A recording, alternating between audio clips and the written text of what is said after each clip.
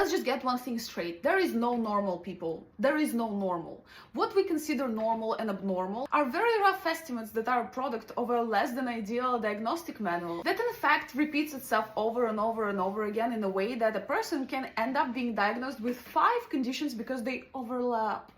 And then we have all the other people in the society that we consider normal, that actually are just better at masking how abnormal they are. Some people live in marriages that last 10, 30 years without realizing that they are in bed with a psychopath. But that is not the point. The point is, the norm is simply a reflection of the majority. And the diagnostic tools that we have in the world today are not just flawed, they are wrong.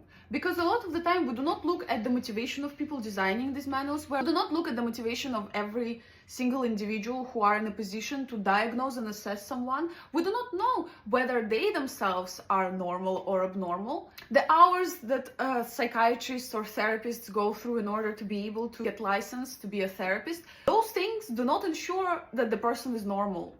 That just ensures they have the tools to act normal in a certain context. And that's what society is about. We aren't giving people tools to feel grounded, to have a real identity. We're giving them tools to pretend the best. But we don't teach people what normal is. We just point fingers at what we consider inconvenient. And a lot of the times, what we consider inconvenient would actually be normal.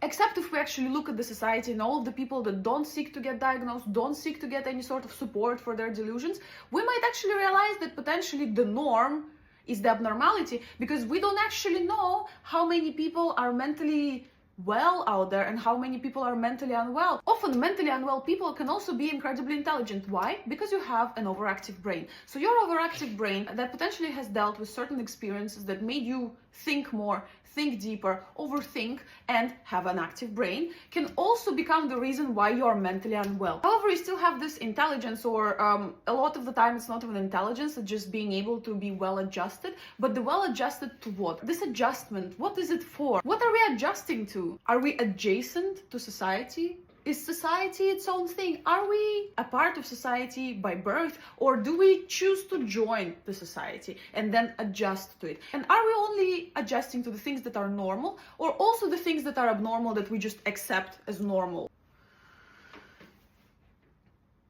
No one is sane, mainly because there is no one person in the world that can optimally define sanity and optimally pinpoint insanity. If we look at the pillars that have built the society that we live in, the politicians, the leaders, the scientists, a lot of the time, those people were highly privileged. And that privilege came with a cost. They got to get their thoughts out that then molded and shaped our society. But did we ever care to check?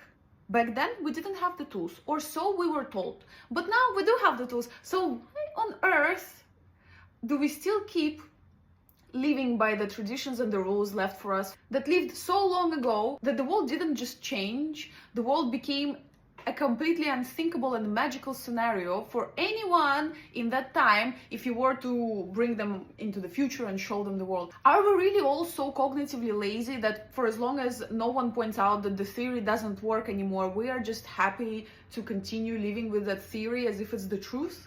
Sure, a lot of the maths were figured out by the ancient Greeks, but since then there is more things that have been developed that might be good to take a look at, you know? Even in physics, new laws are being proven and disproven almost every day. So how can we just carry on with our lives thinking that we know what normal and abnormal is? Sure, there are very clear boundaries of not doing harm to another human being, but then can we please just take a look at the world? This isn't to scare you. This is just to give you a perspective on why critical thinking is so important.